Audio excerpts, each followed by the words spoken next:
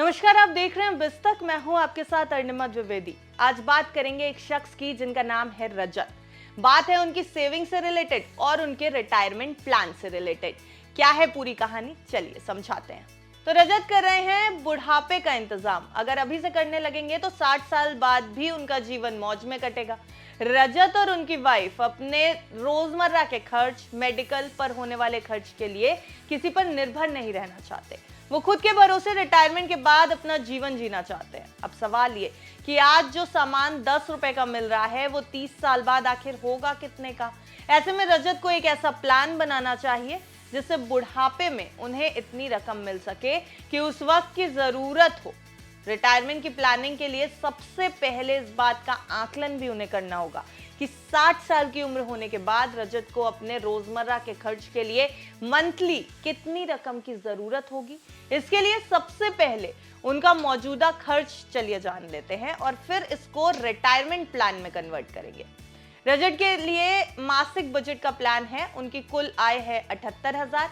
किराया, भोजन, बिल, यात्रा मिलाकर के 39,000 खर्च होता है यानी 50%। बचत और निवेश होता है 30% यानी 23,400 और इमरजेंसी फंड है 5,000 का यानी 6 से 7%। दूसरे खर्चे आते हैं 11,000। अब रजत अपनी तनख्वाह में से करीब 39,000 रुपए रसोई खर्च, घर के किराए और बिजली फोन पर खर्च करते हैं। 11,000 रुपए रकम घूमने फिरने और सैर सपाटे और शौक पर खर्च करते हैं।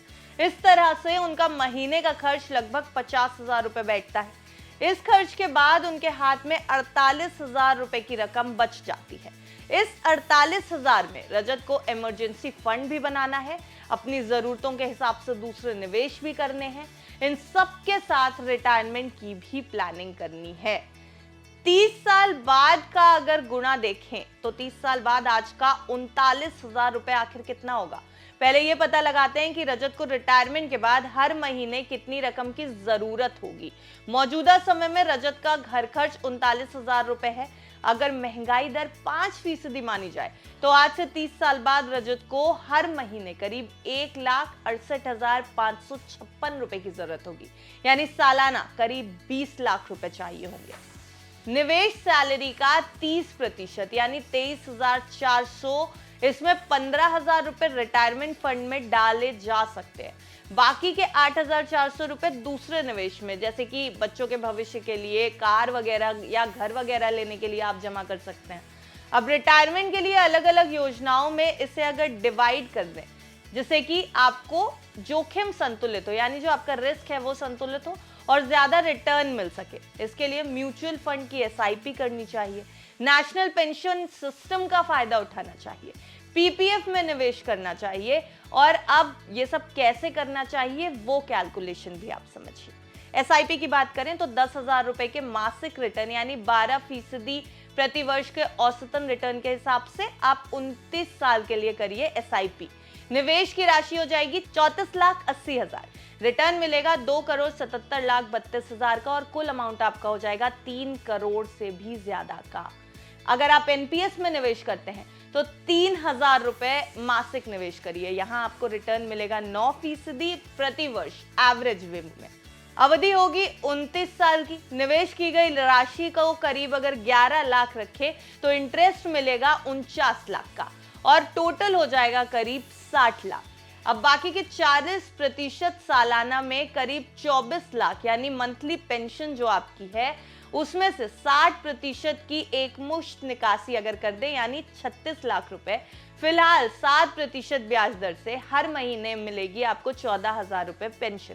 तो पीपीएफ में हर महीने 2,000 रुपए प्रति माह आ रहे हैं। रिटर्न है 7.1% का सरकारी दर के अनुसार। अवधि होगी 29 साल की और निवेश की गई राशि है आपकी 6,96,000 की। मैच्योरिटी अमाउंट होगा 21.6 लाख रुपए।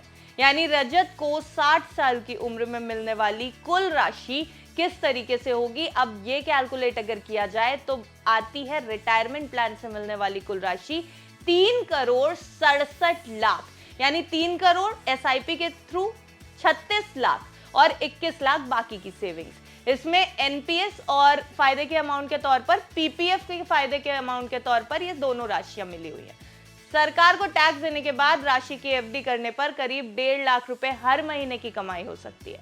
एनपीएस का हर महीने 14,000 रुपए जोड़ दें तो ये अमाउंट उस वक्त की महंगाई के दर के बाद रोजमर्रा के खर्चे के काफी करीब है। यानी इन पैसों में बुढ़ापे में रजत, उनकी पत्नी और परिवार का खर्च आराम से निकल आएगा।